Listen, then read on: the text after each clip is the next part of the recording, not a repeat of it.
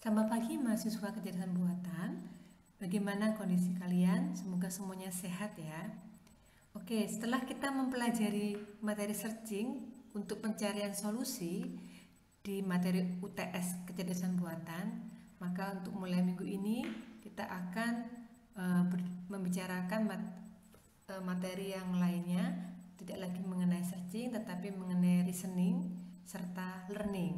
Nah, untuk hari ini kita bahas tentang bagaimana proses berpikir dengan menggunakan konsep logika. Nah, secara keseluruhan materi UAS kecerdasan buatan minggu per minggunya bisa Anda lihat di slide ini. Dari minggu ke-8 sampai minggu ke-9 mengenai logika dasar di kecerdasan buatan. Kemudian untuk minggu ke-10 kita akan bahas logika yang lain, yaitu logika fasi. Kemudian di minggu ke-11 akan diadakan kuis online lewat ULS untuk penilaian materi logika dasar maupun logika fasi.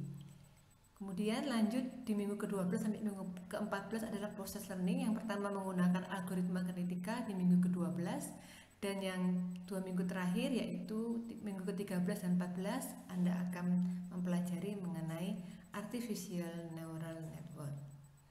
Nah, karena di periode UAS ini tidak dimungkinkan adanya project, maka akan kami ganti sistem penilaiannya.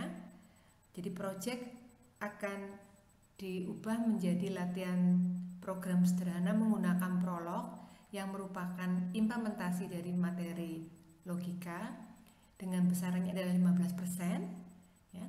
Kemudian ditambah juga ada kuis yang online tadi, besar persentasenya 20%. Kemudian latihan-latihan yang ada di setiap materi masih sama, persentasenya 10%. Ini untuk latihan yang materi masih sama konsepnya, jawabannya kalian foto dan kalian upload ke Google Classroom. Jadi untuk UAS-nya persentasenya 55%. Oke? Nah, sekarang untuk semua kecurangan ya, perhatikan jangan sampai Anda mengerjakan semua tugas-tugas dengan curang, karena semua sanksi untuk kecurangan nilai kecerdasan buatan Anda akan diset menjadi 0 ya. Kerjakan semua tugas, pelatihan maupun ujian dengan jujur. Oke. Nah, untuk hari ini ya, logika dasar di kecerdasan buatan akan ada 3 bahasan, meliputi logika proposisi, kemudian logika predikat, dan untuk pembuktian apakah sebuah pernyataan itu valid, kita akan gunakan pembuktian dengan cara resolution. Oke. Nah, untuk logika proposisi bagi yang mahasiswa informatika sudah mendapatkannya di mata kuliah matematika diskrit, maka akan saya coba review tentang logika proposisi, jadi tidak langsung ke penerapan pembuktiannya, karena untuk yang mahasiswa kecerdasan buatan dari multimedia belum pernah mendapat tentang logika proposisi. Oke. Nah, yang pertama tentang pengertian proposisi sendiri ya. Proposisi itu apa? Proposisi adalah sebuah kalimat atau pernyataan di mana kita bisa menyatakan kalimat itu bernilai benar atau bernilai salah. Itu adalah proposisi. Jadi logika proposisi ya logika yang menggunakan menyatakan kalimat-kalimat dalam kalimat yang bisa dinyatakan benar atau salah. Contoh sebuah proposisi ya, kita pakai misalnya contoh yang pertama. Kalimat atau pernyataan Joko Widodo adalah Presiden Indonesia. Nah, kita tahu pernyataan itu bernilai benar. Sedangkan kalau Anda diberikan kalimat 10 dikurangi 5 sama dengan 4. Nah, Anda bisa ngomong, wah itu salah. Nah, berarti kalimat 10 dikurangi 5 sama dengan 4 juga merupakan proposisi. Karena Anda bisa mengatakan bahwa kalimat itu bernilai salah. Jadi proposisi ada sebuah kalimat di mana kalian bisa menyatakan nilai kalimat itu entah benar atau salah. Berarti yang bukan proposisi berarti adalah sebuah kalimat yang Anda tidak bisa ketahui benar atau salah dari pernyataan atau kalimat tersebut. Contohnya misalnya, kalimat perintah, tolong bukakan pintu ini. Nah, kalimat perintah bukan proposisi, karena kita tidak bisa menyatakan kalimat itu bernilai benar atau salah. Kemudian kalimat yang kedua, kalimat yang mengandung nilai sebuah variabel yang nilainya belum diketahui. Ini juga bukan proposisi. 4 dikurangi X sama dengan 1. Nah, pasti Anda akan bertanya, X-nya berapa? Ya, baru bisa menyatakan kalimat itu benar atau salah. Ya, jadi kalau hanya 4 dikurangi X sama dengan 1, kita belum bisa nyatakan kalimat itu proposisi. Kemudian kalimat tanya. Kalimat tanya juga bukan kalimat proposisi. Kalimat harapan, semoga saya lulus ujian, juga bukan kalimat proposisi. Jadi kalimat yang dimana kita tidak bisa menyatakan kalimat itu bernilai benar atau bernilai salah, itu adalah bukan proposisi. Nah, karena kita membahas tentang logika proposisi, maka pernyataan-pernyataan yang ditulis pada logika proposisi adalah pernyataan di mana kita bisa tentukan nilainya benar atau nilainya salah. Oke? Nah, sekarang proposisi dibedakan 2 macam. Yang pertama proposisi tunggal dan yang kedua proposisi kompleks. Proposisi tunggal itu adalah sebuah kalimat yang tunggal, dalam hal ini kalau di bahasa Indonesia berarti satu subjek, satu predikat, seperti itu ya. Kemudian bisa diikuti objek. Jadi hanya kalimat tanpa kalimat yang ada tanda hubungnya. Nah, kalau sudah kalimatnya bukan tunggal, sudah beberapa kalimat dihubung-hubungkan, kita sebut proposisi jenis yang kedua, yaitu proposisi kompleks. Tanda hubungnya apa saja? Tanda hubungnya bisa berupa tidak, dan, atau, jika maka, serta, jika dan hanya jika.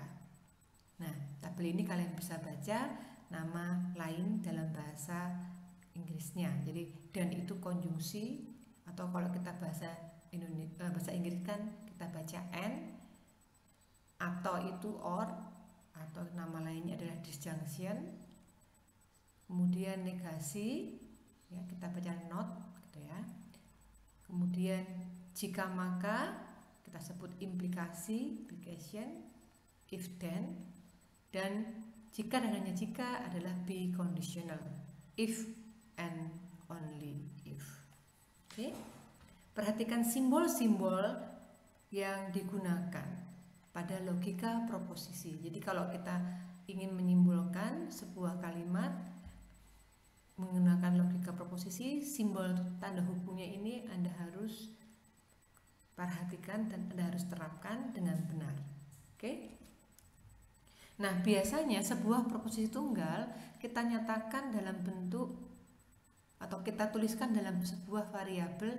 Biasanya kita pakai variabel huruf kecil, ya. Misalkan bukan huruf kecil, huruf besar boleh asalkan konsisten aja. Tapi untuk di slide ini kita gunakan yang huruf kecil. Jadi misalnya sebuah kalimat tunggal kita sebut simbolnya proposisi P, ya. Untuk kalimat yang di depan tadi, yaitu Joko Widodo adalah Presiden Indonesia, bisa kita simbolkan sebagai variabel atau huruf P untuk proposisi tersebut. Kemudian kalimat yang kedua, 10 dikurangi 5 sama dengan 4, kita bisa simbolkan menjadi proposisi dengan simbol Q. Maka saya bisa menerapkan tanda negasi pada P. Kita berarti bisa membuat proposisi kompleks menjadi negasi P, ya. Berarti kalimatnya menjadi Joko Widodo bukan Presiden Indonesia. Kemudian kita buat kalimat kompleks yang lain, misalnya dengan tanda hubung atau P atau Q. Berarti kalimat kompleks yang terbentuk adalah Joko Widodo Presiden Indonesia atau 10 dikurangi 5 sama dengan 4. Jadi Anda bisa buat kalimat-kalimat kompleks yang lain, ya, dengan menggunakan tanda-tanda hubung yang diperbolehkan mulai negasi atau dan jika maka, jika dan jika yang menghubungkan beberapa proposisi tunggal. Oke. Contoh-contoh yang lain, misalnya proposisi P, ya. Kalimatnya you can have the chocolate cake for dessert. Proposisi Q. Oke, proposisi yang kedua yaitu Q. You can have the ice cream for dessert. Nah, kita bisa gabung dengan or, ya. You can have the chocolate cake or the ice cream for dessert. Nah, Anda perhatikan kalimat proposisi kompleks yang terbentuk. Karena ini mempunyai subjek yang sama, yaitu subjeknya sama dengan you, ya, sama-sama you, maka untuk pembentukan kalimat kompleksnya kata you di bagian setelah kata or bisa di-eliminate, bisa dihilangkan, ya. Jadi ini sudah memunculkan arti bahwa subjeknya sama, yaitu you, ya. Kemudian untuk contoh yang kedua, misal diketahui proposisi P, it rains. Proposisi Q, the streets will get wet. Maka kita bisa membuat kalimat implikasinya, if P then Q, if it rains, then the streets will get wet. Oke, contoh yang ketiga, P jika dan hanya jika Q. Ya. Untuk kalimat P jika dan hanya jika Q, kalau di bahasa Inggris P if and only if Q bisa disingkat PIFF Q. Nah, bisa kalian buat dengan menggunakan kalimat yang di atas, misalnya if it rains, it rains if and only if the streets will get wet. Ya, silahkan kalian coba-coba sendiri dengan kalimat-kalimat yang lainnya. Oke. Jadi perhatikan,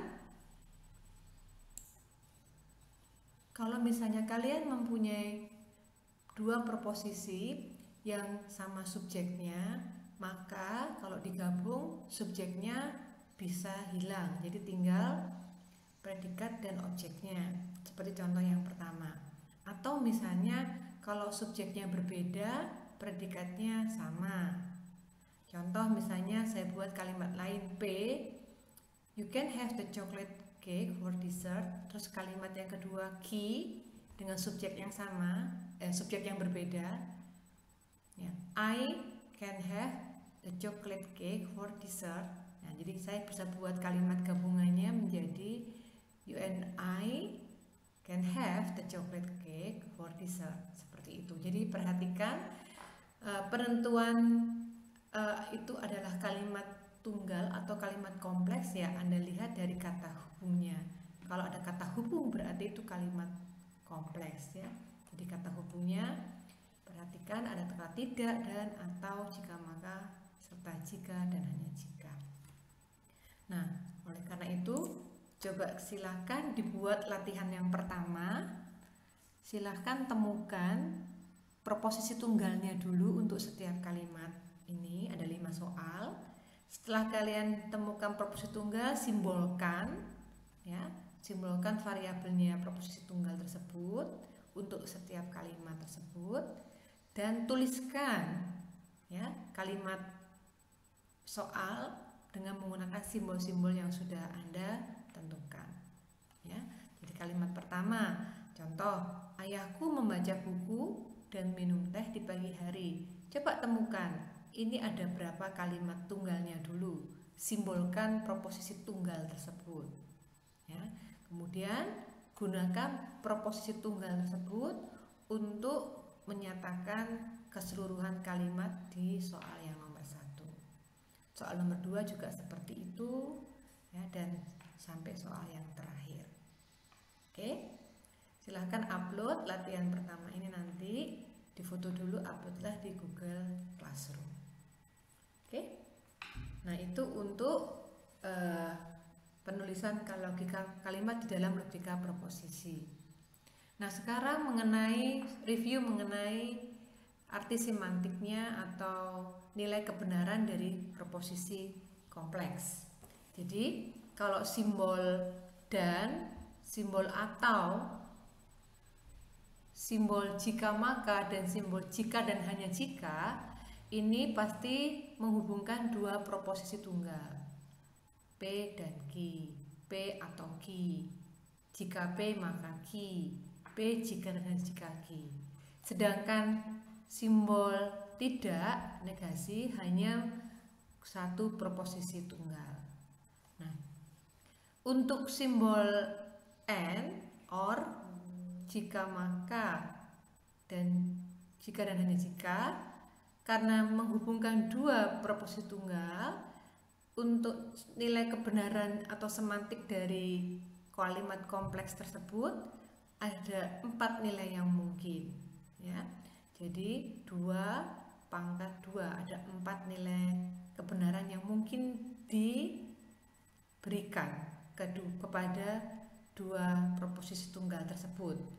Nilai yang pertama, kemungkinan yang pertama, kalau P bernilai salah, Q juga bernilai salah. Itu kemungkinan nilai kebenaran yang pertama. Yang kedua, kalau P-nya salah, Q-nya benar. Kemungkinan yang ketiga, P-nya benar, Q-nya salah. Dan yang terakhir, P-nya benar, Q-nya benar. Jadi ada 4 kombinasi, ya, 4 kemungkinan kita memberikan nilai kebenaran terhadap dua proposisi yang digabungkan entah dengan and, or, if then, or, be implication. Oke. Sedangkan untuk yang negasi atau not, karena hanya terhadap satu proposisi tunggal, maka hanya 2 pangkat 1, 2 kemungkinan saja yang bisa diberikan untuk memberikan nilai kebenarannya P. P bisa salah, P bisa bernilai benar. Itu cara membaca tabel kebenaran. Nah, kemudian untuk nilai semantik atau nilai kebenaran setelah kedua proposisi tunggal itu dihubungkan, ya, bergantung simbol hubungnya, operator hubungnya. Apakah dan, atau jika maka, atau jika dan hanya jika, karena berbeda. Ya, prinsipnya dan bernilai benar jika P maupun Q sama-sama bernilai benar. Ya, jika benar, P benar, Q benar, maka gabungan dan-nya juga bernilai benar. Selebihnya bernilai salah. Ya, jadi benar ini kesimpulannya, persyaratannya harus dua proposisi itu dua-duanya benar, baru nilainya benar. Nah, sedangkan atau akan bernilai salah kalau kedua proposisi tunggal baik P maupun Q bernilai salah. Jadi salah atau salah, ya, maka hasilnya salah. Sisanya, ya, selebihnya bernilai benar. Jadi selama masih ada yang benar dengan tanda hubung atau, ya, bernilai benar. Kemudian jika maka. Nah, jika maka ini bernilai salah kalau, ya, P-nya benar, Q-nya salah. Penyebab benar, akibat salah. Ya, jika benar maka salah, nilainya adalah salah. Selebihnya bernilai benar. Nah, Anda perhatikan, jika maka kalau P-nya salah, apapun nilai Q-nya selalu jika P maka Q bernilai benar. Ya, hati-hati. Seringkali saya menjumpai banyak yang masih salah di bagian jika salah maka benar. Nah, itu juga bernilai benar, gitu ya. Oke. Nah, sedangkan biconditional bernilai benar kalau nilainya P sama dengan nilainya Q. Contoh, P-nya false, Q-nya false, maka benar. Ya, P-nya benar, Q-nya benar, maka juga benar. Nah, kalau beda, yang satunya salah, satunya benar, maka nilai jika dan hanya jika bernilai salah. Oke. Nah, jadi tabel kebenaran kita bisa gunakan untuk menyatakan nilai kebenaran kalimat-kalimat yang kompleks. Yang terakhir, tidak salah ya berarti benar. Tidak benar berarti salah. Oke. Nah, khusus untuk yang implikasi ya, kita akan bahas lebih dalam. Jika maka, kita katakan jika P maka Q, ya, P ini kita sebut bagian kirinya implikasi, ya, kita sebut antecedent, ya, penyebab gitu ya. Q kita sebut konsekuen, ya, konsekuen akibat. Ya. Jadi kalau misalnya sebuah hubungan implikasi itu dibalik, gitu ya, hasil konversnya menjadi jika Q maka P. Nah, ini kalau dibalik urutannya, yang kiri jadi kanan, yang kanan jadi kiri. Ya, ini istilahnya converse dari implikasi. Jadi kalau kalimat P-nya number is divisible by 4, ya, Q it is even, maka kalau dibalik, if a number is even, then it is divisible by 4. Okay.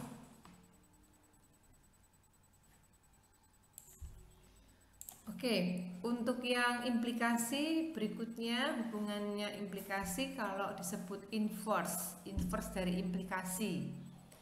Kita memberikan tanda negasi dari bagian kiri maupun kanannya implikasi. Misalnya jika P maka Q, maka inverse-nya adalah tidak P maka tidak Q. Untuk kalimatnya menjadi if a number is not divisible by 4, then it is not even. Oke, jadi itu disebut inverse dari implikasi. Nah, yang terakhir adalah kontrapositif. Biasanya untuk kontrapositif dipakai untuk pembuktian, ya.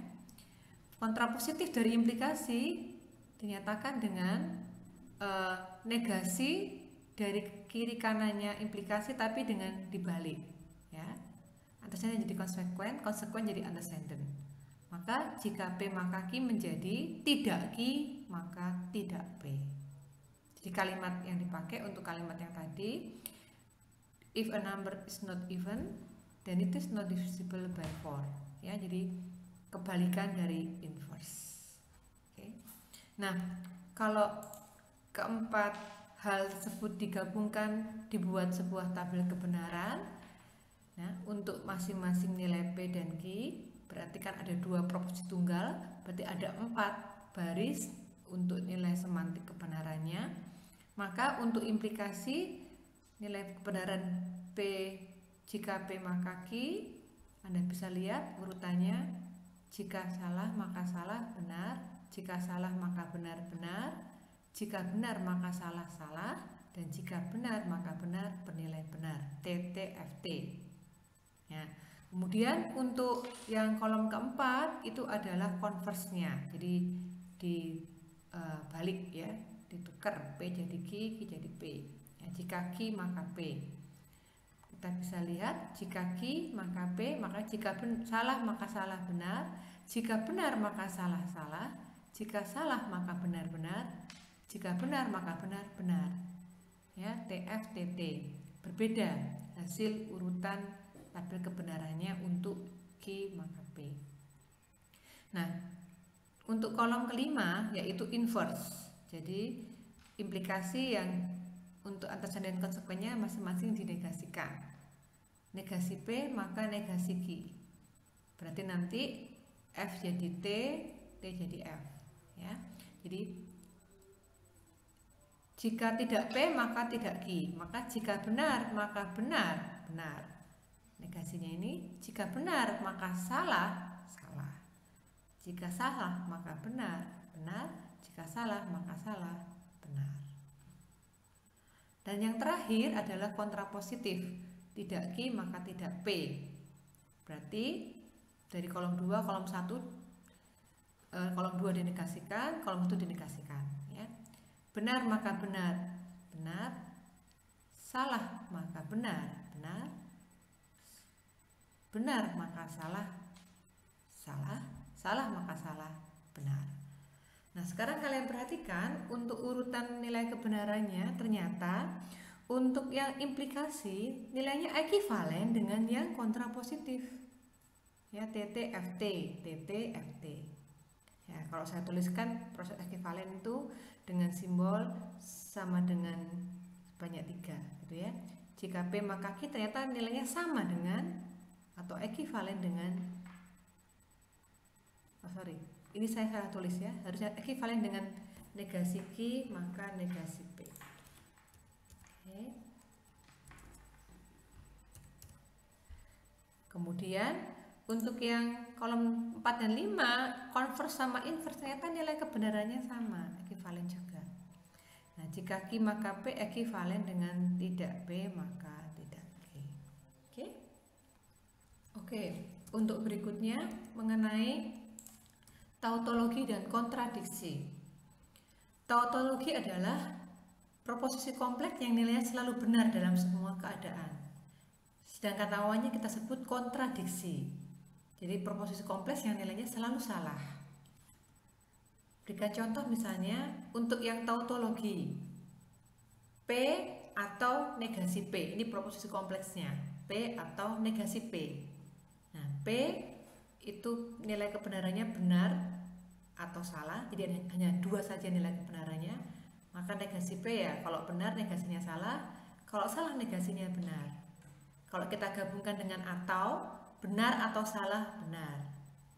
Salah atau benar, benar.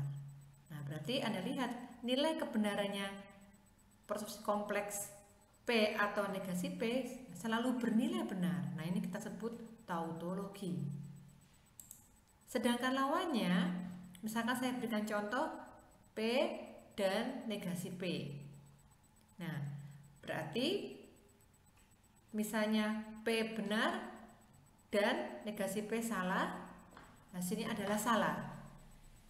Salah dan benar, hasilnya adalah salah. Maka ini yang kita sebut, kalau hasilnya selalu salah, kita sebut kontradiksi. Nah, untuk tautologi sangat penting, akan kita gunakan nanti di dalam pembuktian, ya.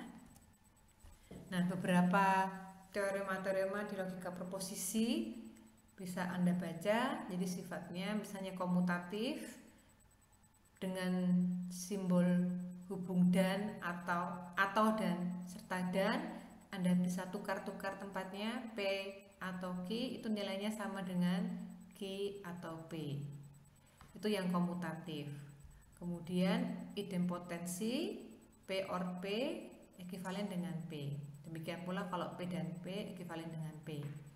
Double negation ini juga sangat penting, kita sebut juga involution. Negasi P, tidak P, itu nilainya sama dengan P. Ya, asosiatif, distributif, dan seterusnya bisa silahkan kalian baca sendiri. Sebentar. Oke, untuk berikutnya mengenai argumen. Ya, argumen itu merupakan kumpulan proposisi yang dituliskan sebagai kumpulan proposisi 1 sampai kumpulan proposisi ke R. Nah, nanti akan dipakai untuk kumpulan proposisi itu apakah bisa membuktikan sebuah konklusi benar. Ya. Jadi P1 sampai Pn ini kita bisa sebut hipotesis atau kadang juga disebut premis. C ini kita sebut konklusi.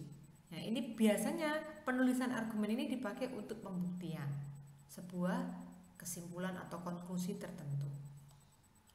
Nah, kita akan membuktikan apakah sebuah argumen itu merupakan argumen yang valid atau tidak.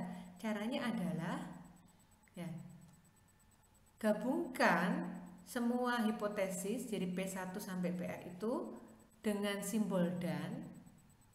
Nah, hasil penggabungan dan itu kalau diterapkan dengan implikasi menuju C, jadi jika P1 sampai PR ya, yang dibutuhkan dan, maka C bernilai benar semua atau bernilai tautologi, maka kita sebut argumen itu valid. Jadi maksudnya hipotesa-hipotesa itu bisa membuktikan konklusinya itu adalah benar. Ya, jadi kita ingin membuktikan apakah pernyataan itu valid atau tidak, ya kita punya sebuah hipotesa dan kita punya kesimpulan. Ternyata kalau hasilnya semuanya benar, maka kita sebut pernyataan itu adalah valid. Nah, jadi untuk pembahasan berikutnya kita ingin menggunakan konsep tautologi tadi ya, untuk membuktikan apakah sebuah pernyataan atau argumen itu valid ya. Itu dengan menggunakan tabel kebenaran. Nanti untuk cara yang kedua kita akan menggunakan cara resolution ya. Jadi kalau dengan menggunakan tabel kebenaran kita menggunakan konsep tautologi, sedangkan untuk resolution caranya berbeda lagi. Oke, untuk cara pertama pembuktian tentang validitas sebuah argumen ya. Contoh misalkan diberikan hipotesa 3, jika P maka Q. Yang kedua, jika Q maka tidak R. Yang ketiga, jika tidak P maka tidak R. Buktikan apakah kesimpulan tidak R itu bernilai benar. Nah, pembuktian jika menggunakan tabel kebenaran ya, Anda buat tabel kebenaran. Barisnya sebanyak berapa? Ya tentu temukan ada berapa proposisi tunggal. Ada proposisi P, ada proposisi Q, dan ada proposisi R. Jadi berarti ada 3 proposisi tunggal, P, Q, dan R. Maka nilai kebenaran yang mungkin diberikan terhadap P, Q, R sebanyak 2 pangkat 3. Jadi ada 8 baris. Ya. Dari benar, salah, salah, salah, salah, salah, benar, salah, benar, salah, salah, benar, benar, benar, salah, salah, salah, benar, salah, benar, salah, benar, benar, benar, salah, dan yang terakhir benar, benar, benar. Bagi yang masih belum paham tentang pemberian nilai kebenarannya, nah Anda bisa gunakan ada berapa banyak baris untuk nilai kebenaran, itu bergantung berapa jumlah proposisi tunggal. Jadi rumusnya 2 pangkat N itu merupakan jumlah proposisi tunggalnya. Kalau N nya 3 maka ada 2 pangkat 3 ada 8 baris. Kemudian untuk kombinasi nilai kebenarannya ya, ini kan berarti kan contohnya ada 2 pangkat 3 ada 8 baris proposisi tunggal nilai kebenaran. Maka dari 8 ini kalau dibagi 2 maka 4 ya, hasilnya adalah 4. Maka 4 yang pertama nilainya salah, 4 yang berikutnya nilainya benar. Terserah mau ditukar-tukar boleh, benar dulu 4, salah kemudian 4 boleh ya. Kemudian untuk kombinasi untuk proposisi tunggal yang kedua dibagi 2 lagi, separuhnya lagi, 4 dibagi 2 ini adalah kan 2, berarti 2 benar, salah, 2 benar, sama 2 salah, 2 benar. Kemudian untuk yang terakhir dibagi 2 lagi ya, sampai terakhir itu adalah bernilai 1 ya. Jadi 1 salah, 1 benar, 1 salah, 1 benar, 1 salah, 1 benar, 1 salah, 1 benar. Oke, seperti itu ya. Jadi jumlah kombinasi nilai kebenaran bergantung proposisi tunggalnya ada berapa ya. Kemudian silahkan sebutkan semua nilai kebenarannya dengan cara membagi 2 dulu, masing-masing nanti dibagi 2 lagi, dibagi 2 dan seterusnya.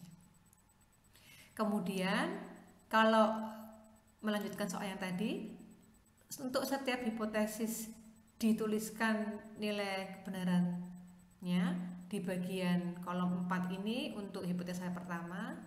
Jika P maka Q, lihat kolom 1 maka kolom 2. Ya. Jika F maka F adalah true, jika F maka F true, dan seterusnya. Kalian bisa perhatikan sendiri.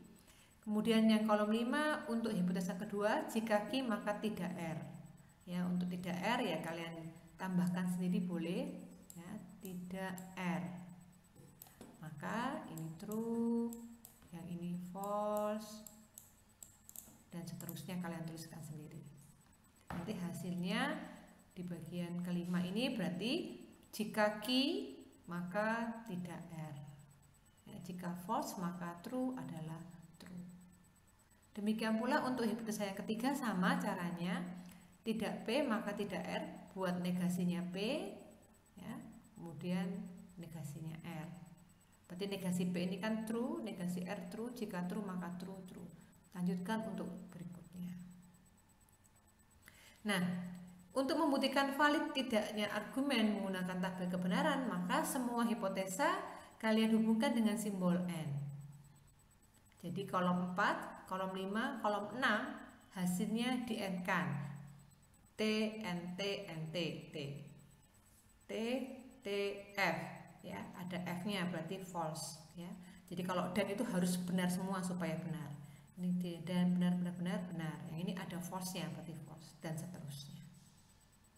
Nah, yang terakhir hubungkan dengan konklusinya. Konklusinya adalah tidak R. Tidak R berarti bagian yang ini. Nah, kalau hasil gabungan hipotesis dengan dan itu, ya, jika makanya ke negasi R hasilnya true semua, ya, maka terjadilah tautologi. Maka bisa disimpulkan bahwa argumen tersebut adalah valid. Jadi hipotesa itu membuktikan konklusi juga bernilai benar, seperti itu. Oke, itu kalau menggunakan tabel kebenaran. Ya, jadi hipotesanya kalian gabungkan semua dengan dan, kemudian implikasi hipotesa menuju konklusi. Jika hasilnya benar semua, maka bisa disimpulkan bahwa argumen itu adalah valid. Itu cara yang pertama menggunakan tabel kebenaran. Nah, menggunakan tabel kebenaran ini tidak disarankan jika proposisi tunggalnya banyak. Ya. Ini 3 proposisi tunggal, lumayan ya 8 baris. Kalau sudah 4, 2 pangkat 4, 16 baris. Kalau sudah 5 proposisi tunggal, 32 baris dan seterusnya. Jadi lebih lama gitu ya, banyak yang harus dibuat kalau pakai tabel kebenaran. Maka pendekatan pembuktian validitas kita bisa gunakan cara yang kedua, yaitu dengan menggunakan resolution. Disebut juga resolution refutation. Oke. Dengan menggunakan resolution diasumsikan semua premis, semua hipotesa itu nilainya benar. Dan konklusi dianggap nilainya salah. Nah, karena ingin tahu apakah valid tidak, maka di proses berikutnya akan diproses apakah ada kontradiksi terhadap kesimpulan yang dibuat salah tadi. Ya, kalau ada kontradiksi, maka ditemui kontradiksi, berarti kesimpulannya yang tadi dianggap salah berarti kan salah. Nah, berarti kesimpulannya pernyataan itu valid atau argumen itu valid. Ya, itu adalah cara resolution yang dilanjutkan dengan pembuktian kontradiksi.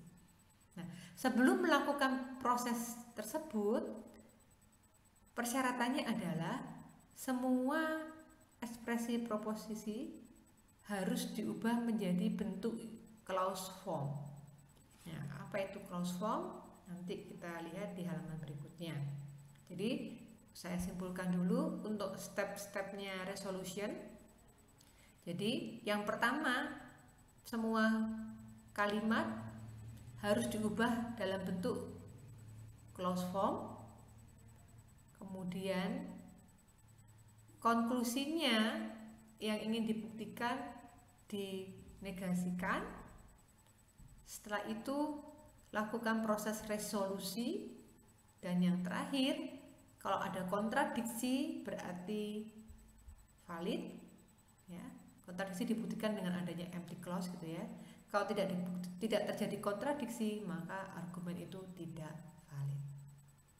Nah, jadi kita akan lakukan 4 hal ini ya dengan menggunakan contoh. Namun sebelumnya bagaimana membuat menjadi clause form. Jadi sebuah ekspresi kita bisa nyatakan dia bentuknya adalah clause form jika tidak terdapat implikasi, nggak ada juga conjunction. Conjunction itu dan ya, implikasi itu jika maka. Jadi tidak boleh ada jika maka, tidak boleh ada dan tidak boleh ada double negation. Jadi tidak. Nah, kalau masih ada ya, maka kalian harus ubah. Kalau masih ada jika maka harus diubah ke bentuk ekivalensinya menjadi tidak P atau Q. Jadi tidak P atau Q ini ekivalen nilainya dengan jika maka. Kenapa kok diubah menjadi tidak P atau Q? Karena biar ya memenuhi clause form. Intinya clause form tidak boleh ada implikasi, tidak boleh ada dan, tidak boleh ada double negation. Nah, ini kan cuma ada atau sama negasi tunggal. Jadi masih bentuk clause form. Nah, itu cara menghilangkan implikasi. Cara menghilangkan dan bagaimana? Nah, P dan Q. Karena tadi dengan resolution diasumsikan sebuah hipotesa atau premis itu bernilai benar, maka kalau P dan Q ini bernilai benar, artinya P benar, Q benar. Jadi pernyataan yang dengan dan bernilai benar itu hanya untuk kalau kedua proporsi tunggal bernilai benar. Berarti P dan Q bisa diuraikan menjadi atau bisa diganti menjadi P benar, Q benar. Jadi satu pernyataan kompleks akan diganti dengan dua proposisi tunggal. Dan yang terakhir, kalau terjadi double negation, contohnya tidak P. Nah, ini kan nilainya sama dengan P. Oke, jadi sebelum menggunakan resolution refutation, nah, dipastikan dulu apakah sintaks logika proposisionalnya sudah bentuknya clause form. Kalau belum, lakukan pengubahannya dengan 3 cara yang disebutkan di sini. Oke, kita gunakan contoh yang pertama. Anda diminta membuktikan ya, dengan soal yang sama dengan yang tadi, tapi dalam bentuk resolution, bukan lagi menggunakan tabel kebenaran, tapi menggunakan cara resolution. Oke, Anda perhatikan baris 1, baris 2, baris 3, hipotesa 1 sampai 3 semuanya pakai implikasi. Jadi ini harus diubah. Implikasi diubah menjadi bentuk ya, jika P maka Q akan menjadi tidak P atau Q. Yang kedua, tidak Q atau tidak R. Yang ketiga, tidak P atau tidak R. Ya, ini pengubahan hipotesa 1 sampai 3 menghilangkan implikasi. Dikasih nama 1 menjadi 1 aksen, 2 aksen, 3 aksen. Nah, hipotesa tidak mengandung dan sama sekali, jadi tidak ada conjunction to dan ya, tidak ada pengubahan dan. Kalau ada ya kalian ubah. Misalnya P dan Q kalian ubah menjadi 2 kalimat, P benar, Q benar. Ya, tapi karena nggak ada, jadi lanjut. Lihat kalimat 3 aksen, karena ada double negation ini tidak diperbolehkan. Clause form tidak mengenal double negation. Jadi negasi-negasi P bisa diubah penulisannya menjadi P, sehingga 3 aksen menjadi P atau tidak R. Oke, itu step yang pertama, mengubah hipotesa, ya, mengubah bentuk argumen ke dalam bentuk clause form. Nah, jadi kalau misalnya konklusi juga bentuknya masih belum memenuhi clause form, ya harus diubah juga kalimat konklusinya. Oke. Nah, langkah kedua, setelah diubah menjadi clause form untuk semua argumen, maka langkah kedua dibuat salah dulu konklusinya, dinegasikan. Tidak R dinegasikan menjadi tidak R, atau kita sebut R. Yang kita sebut ini pernyataan keempat aksen. Nah, jadi dianggap salah dulu konklusinya. Nah, setelah seperti itu, lanjutkan langkah berikutnya, yaitu kita akan menemukan apakah ada kontradiksi dari konklusi yang dianggap salah. Kalau memang terdapat kontradiksi, berarti argumennya valid. Kalau tidak, tidak valid. Oke. Nah, untuk menuju pembuktian kontradiksi, nanti kita akan melakukan proses yang kita sebut resolution. Resolution itu adalah bagai berikut. Jadi pernyataan pertama misalnya R, ya, jadi semua pernyataan pada resolution dianggap benar, berarti R itu bernilai benar, ya.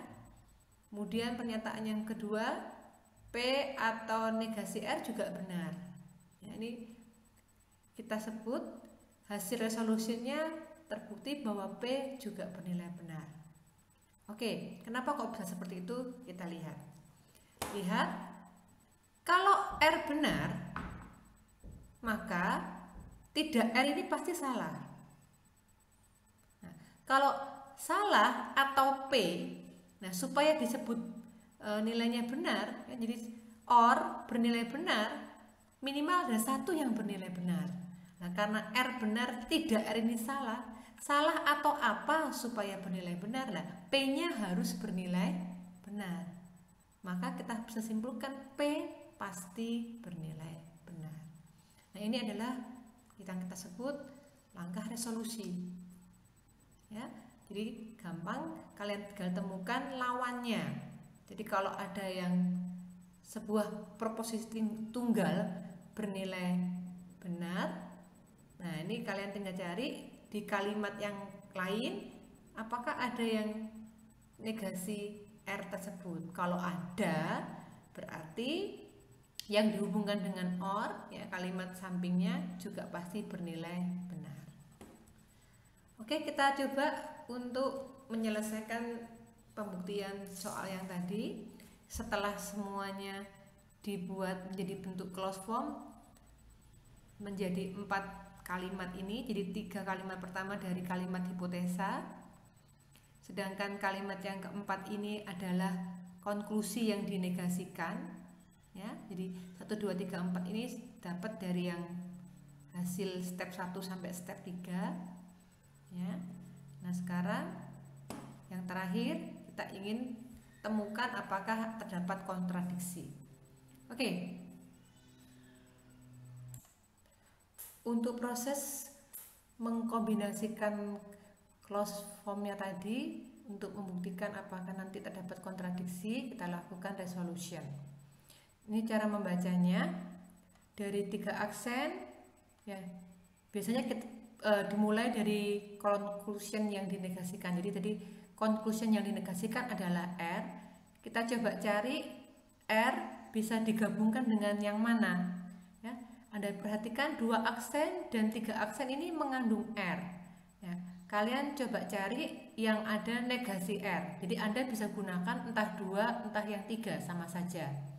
Nah, kalau dari contoh pengerjaannya, misalnya dengan menggunakan yang nomor 3, jadi 3 aksen digabung dengan 4 aksen, berarti R ini bisa saling menghilangkan, ya.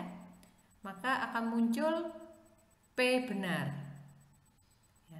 Kita sebut ini nomor 5 aksen. Jadi hasil P konklusi baru, pernyataan yang baru kita sebut 5 aksen. Maka kita bisa gunakan proses ini, ya, jadi inferensi yang hasil inferensi ini P digabungkan dengan yang mana, ya. Kalian coba cari yang masih belum digunakan. Kan 3 sama 4 sudah dipakai. Ada 1 dan 2 yang belum digunakan. Mana yang bisa digabungkan dengan P? Ya, kita cari yang ada negasi P-nya. Dalam hal ini yang ada negasi P-nya adalah yang nomor 1. Berarti kita bisa gabungkan P, ya, dalam hal ini, ya, dari pernyataan yang di sini dengan yang negasi P. Dapatlah Q. Ini pernyataan yang ke-6 aksen. Maka kita bisa gabungkan lagi, ya, 1, 3, 4 udah dipakai semua. Kan tinggal yang terakhir yang nomor 2. Yang nomor 2 kita bisa gunakan, ya, tadi kan hasilnya Q, kita gunakan dengan negasi Q, gabungkan dengan negasi Q. Maka terdapatlah negasi R. Nah, negasi R kita bisa terapkan lagi, jadi tidak harus dipakai semua sekali-sekali, bisa kita pakai berulang kali selama masih ada yang bisa dikombinasikan. Jadi negasi R kita bisa kombinasikan lagi dengan yang nomor 4, ya.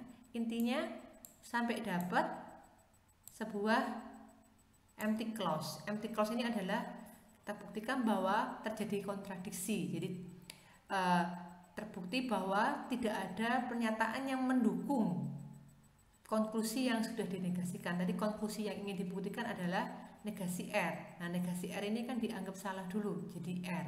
Ternyata dalam kombinasi clause form atau dalam pembuktian resolution, ya, dapat empty clause, ya. Jadi kalimat kosong ini adalah pernyataan yang mendukung kontradiksi. Maka konklusi yang tadi dianggap salah, tidak ada fakta yang mendukung, tidak ada klausa yang mendukung atau empty clause. Sehingga konklusi salah tadi berarti ya salah. Ya, salah lawannya salah kan berarti benar. Maka kesimpulannya argumen yang ingin dibuktikan apakah negasi R merupakan konklusi yang benar, yang kita sebut argumen ini bernilai benar atau valid, ya. Jadi argumen ini valid. Itu cara untuk pembuktian apakah argumen itu valid dengan cara yang resolution. Oke, kita coba contoh yang kedua. Coba buktikan apakah argumen berikut valid. Hipotesanya jika P maka Q atau R. Hipotesa yang kedua tidak R. Apakah kesimpulan yang ditarik yaitu Q bernilai benar. Nah, kita ubah karena ada implikasi, ya, kita hilangkan implikasinya dengan tidak P atau Q atau R. Hipotesa kedua sudah clause form, jadi tidak kita apa-apakan. Sedangkan konklusi juga sudah clause form, juga kita tidak perlu ganti. Nah, berikutnya karena ingin kita gunakan resolution, kita buat salah dulu konklusinya, jadi dinegasikan tidak Q dulu. Setelah itu kalimat 1, 2, 3 aksen kita akan kombinasikan, gabung-gabungkan dengan resolution sampai ke tahap apakah terbentuk kontradiksi. Kalau iya berarti argumen valid, kalau tidak argumennya nggak valid. Silahkan bisa mulai dari yang nomor 3 dulu, dari yang konklusi yang dinegasikan. Jadi tidak Q. Kita bisa cari pernyataan 1 atau 2 yang mengandung Q. Ternyata cuma pernyataan 1. Jadi kita bisa gabungkan 1 aksen dengan 3 aksen. Tidak P atau Q atau R, ya, dengan tidak Q. Berarti kita bisa coret ini gitu, ya, hilangkan. Berarti kan tinggal tidak P atau R. Ya, jadi hasil gabungan 1 aksen dengan 3 aksen akan menghasilkan tidak P atau R. Kemudian hasil yang keempat ini kita bisa gabungkan dengan yang nomor 2. Jadi tadi kan tidak R, ya, tidak P atau R. Nah, R-nya ini bisa kita coret. Ya, jadi akan menghasilkan tidak P.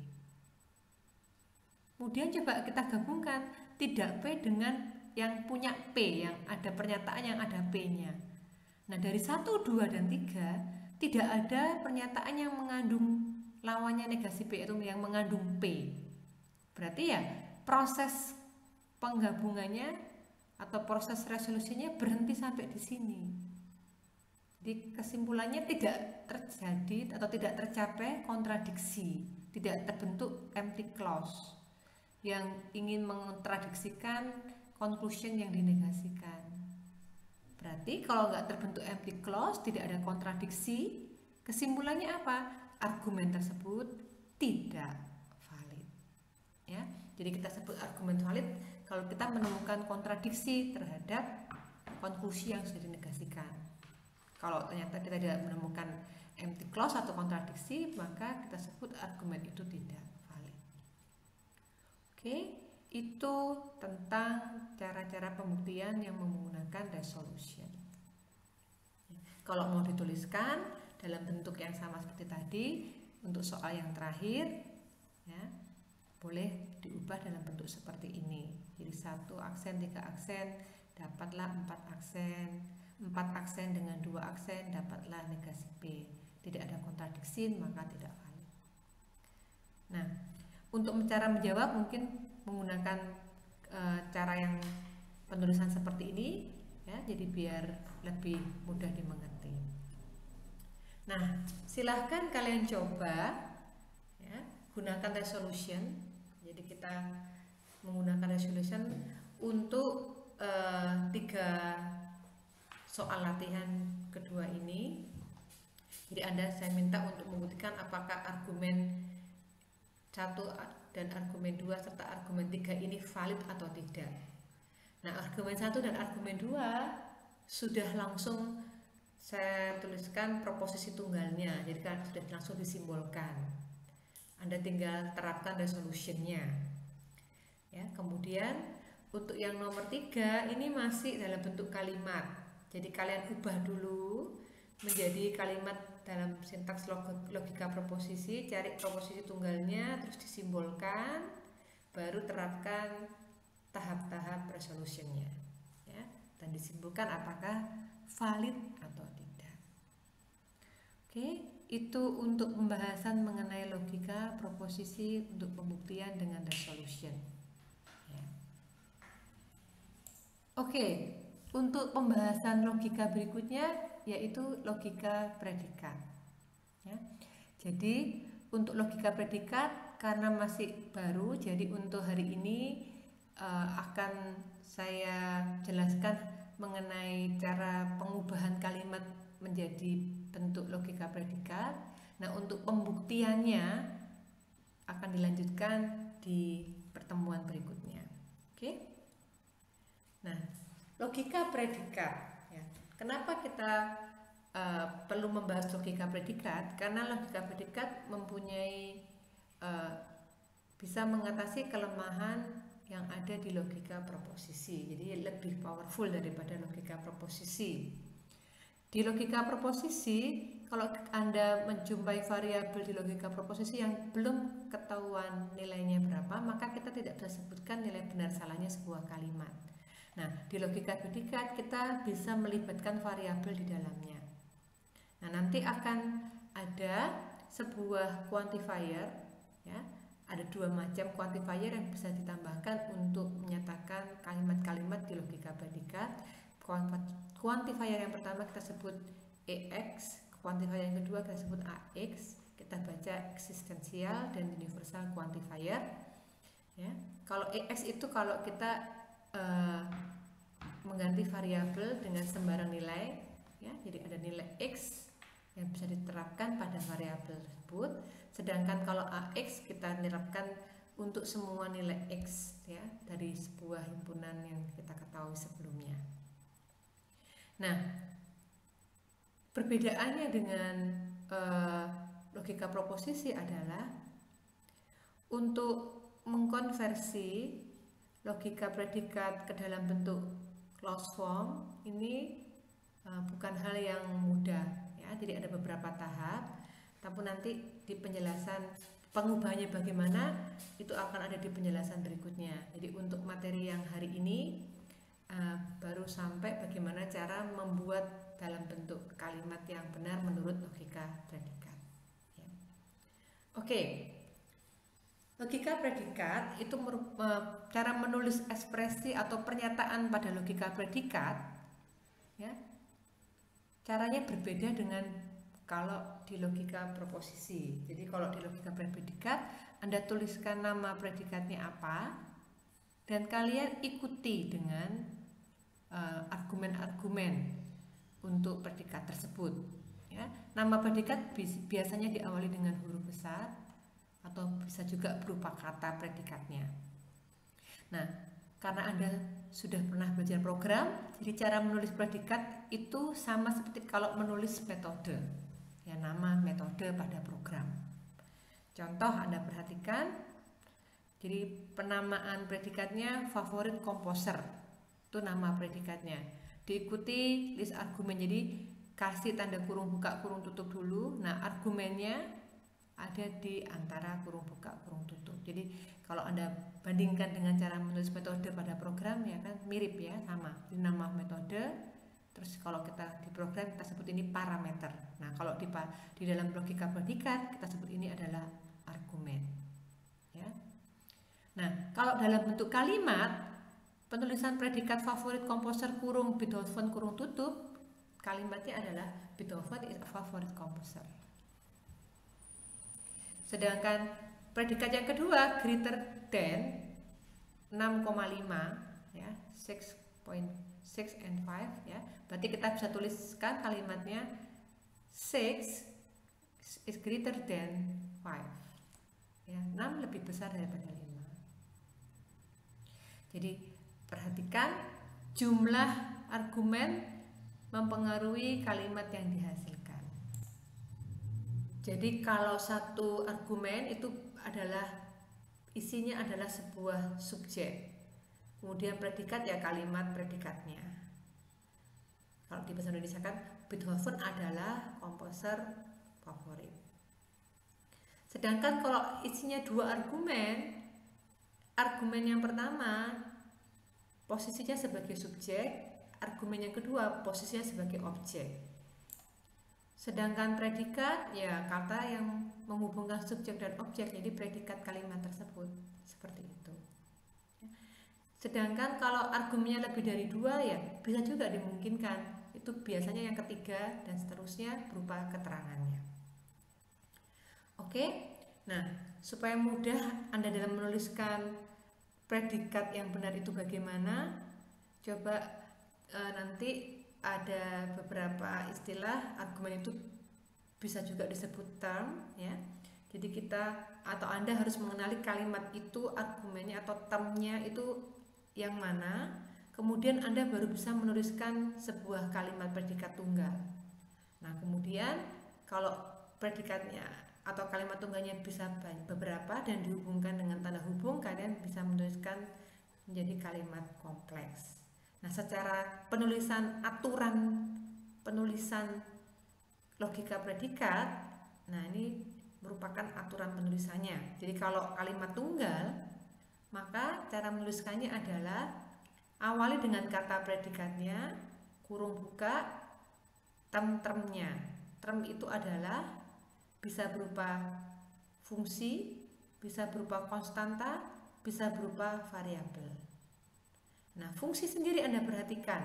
Fungsi penulisannya seperti predikat. Jadi itu nama fungsi, kemudian isinya adalah term-term. Sedangkan kalimat menurut logika predikat sendiri adalah bisa berupa kalimat atomik, kalimat tunggal, yang tadi predikat, kurus kurung buka term-term, atau juga term sama dengan term, boleh. Bisa juga kalimat sentence, tanda hubung sentence, ya, tanda hubung logika, and, or, if then, dan seterusnya. Terus ada quantifier, ada variabel quantifier, koma, dan seterusnya, ada kalimatnya. Dan juga kalimat itu bisa dihubungkan dengan simbol negasi atau kalimat di antara tanda kurung buka kurung tutup. Itu definisi kalimat, aturan penulisan kalimat menurut logika predikat. Nah, biar lebih mudah dipahami, satu persatu kita bahas tentang yang pertama, yaitu argumen atau term. Jadi term itu adalah argumen atau objek yang ada pada kalimat. Kalau kita bicara konstanta ya berarti sudah jelas bahwa sudah menunjuk sesuatu objek tertentu. Orang bernama Agus, orang bernama Siti, atau angka 2 dan seterusnya, itu konstanta. Sedangkan variabel ya berarti sebuah data yang sebuah huruf biasanya ya yang kita masih harus berikan nilainya untuk huruf tersebut ya. Sedangkan fungsi ya ini diperhatikan. Fungsi ini adalah sebuah kata yang bisa menghasilkan term lain ya, jadi fungsi akan menghasilkan term lain. Term itu adalah konstanta, bisa juga variabel, tapi biasanya adalah konstanta. Jadi cara penulisannya nama fungsi, kurung dan seterusnya. Contoh fungsi ya, ayah kurung Jim. Ini disebut fungsi karena apa? Kalau kita baca dari kalimatnya, ayahnya Jim, ya, ayah dari Jim. Ya, ayah dari Jim itu kan hasilnya adalah orang tertentu, jadi orang hasilnya ya, jadi nama orang. Maka orang itu kan objek ya. Jadi objek itu merupakan term. Jadi kalau ayah Jim, misalkan ada orang bernama Johan merupakan ayah Jim, maka kalau ditanya siapa ayahnya Jim, nah Anda bisa dapatkan pertanyaan jawaban fungsi itu merupakan sebuah konstanta. Oh, ayah Jim adalah Johan, misalkan seperti itu. Fungsi juga yang lain misalnya kuadrat dari angka 2. Kita bisa tahu fungsi kuadratnya 2 hasilnya adalah angka 4. Ya, jadi term itu adalah berupa fungsi yang jadi menghasilkan term yang lain yaitu berupa konstanta. Oke. Nah, sekarang yang paling penting, bagaimana cara menulis predikat? Ya, awali dengan nama predikat, kurung buka, terus term-termnya. Ya, biasanya kita gunakan huruf besar untuk nama predikat, atau kita gunakan kata yang diawali huruf besar. Guru kurung jari kurung. Nah, ini kalau dibahasakan, dibuat kalimatnya, karena satu term saja, satu argumen saja, maka dia menjadi subjek dari kalimat. Jari adalah guru. Itu kalimatnya misalnya. Sama, untuk contoh yang kedua, ini hanya satu argumen atau satu term, maka X akan menjadi subjek. X adalah orang yang cantik. Jadi X cantik. Nah, untuk yang nomor kalimat ketiga dan sampai kalimat ketiga ada 2 argumen, 2 term. Berarti Bob akan menjadi subjek, Mary akan menjadi objek. Ini nama predikatnya. Berarti kalau dibuat kalimat, Bob lebih tinggi dari Mary. Kemudian perhatikan contoh yang keempat, ada 3 argumen. Ya, Bob ini subjek, rumah Mary ini objek. Nah, yang ketiga ini tambahannya biasanya keterangan. Ya. Bob menjual rumah Mary kepada Jim. Jadi ada 3 objek dari kalimat tersebut. Ada objek orang yang sebagai subjeknya, sebagai objeknya, dan sebagai keterangannya. Kemudian ini Anda lihat ada fungsi ya. Jadi akar dari 2, kan kita tahu bahwa akar dari 2 menghasilkan angka lain yaitu 1 koma. Maka ini adalah fungsi. Ya, jadi 1 koma lebih besar dari X. Nah, seperti itu. Nah, untuk sebuah predikat nilainya bisa kita nyatakan benar atau salah. Jerry guru. Nah, kalau memang dia guru, Jerry adalah guru, ya kita menyatakan dia benar. X cantik. Nah, untuk proposisi kita tidak bisa nyatakan kalimat ini X cantik. Ya, karena X itu siapa? Kan harus tahu dulu. Tapi kalau di logika predikat ini diperbolehkan. Ya. Kalau X-nya sudah dikasih nama orang, kita bisa tahu bahwa apakah cantik atau tidak, ya bergantung nilai X-nya. Tapi ini di logika predikat merupakan sebuah predikat yang benar. Ya. Bob lebih tinggi daripada Mary. Kalau memang Bob lebih tinggi, ya berarti nilainya benar, kalau enggak salah. Jadi intinya kalimat di logika predikat ya Jika tidak melibatkan variabel, maka hasilnya sama seperti proposisi, bisa bernilai benar atau salah. Ya. Kemudian kalau melibatkan variabel, nanti kita akan berikan nilai variabel dulu, baru bisa kita sebut nilai itu, kalimat itu bernilai benar atau salah. Ya, jadi kenapa disebut lebih powerful dari proposisi? Karena diperkenankan ada predikat yang mempunyai nilai variabel di dalamnya. Oke. Nah, itu tentang penulisan predikat. Nah, untuk yang kalimat kompleks sama seperti di proposisi, ya, ada tanda hubung logika yang menghubungkan beberapa kalimat predikat tunggal, ya, negasi dan atau jika maka jika dan jika. Dan yang berikutnya mengenal quantifier. Jadi kalimat kompleks pada logika predikat ada quantifier yang bisa diberikan pada sebuah predikat. Kita bisa menggunakan quantifier eksistensial atau quantifier universal. Untuk seorang, untuk suatu itu E, untuk semua itu quantifier A. Nah, contoh-contoh yang kalimat kompleks. Jika Jerry teman Jim, maka Jim teman Jerry. Anda lihat ada jika, maka simbol if then. Kasih. Nah, kalimat predikat pertama, Jerry teman Jim, maka predikatnya adalah teman. Argumennya Jerry serta Jim. Jim teman Jerry, berarti predikatnya teman. Jim argumen pertama, Jerry argumen kedua. Jika maka kita simpulkan implikasi. 11 lebih kecil dari 22 dan, nah berarti ini konektifnya atau tanda hubungnya adalah dan. 22 lebih kecil dari 33. Nah, predikatnya lebih kecil. Subjeknya 11, 22 objek. Berarti 11 argumen pertama, 22 argumen kedua. Kalimat berikutnya 22 pertama, 33 yang kedua. Nah, ini yang tanpa quantifier, langsung konstanta, gitu ya.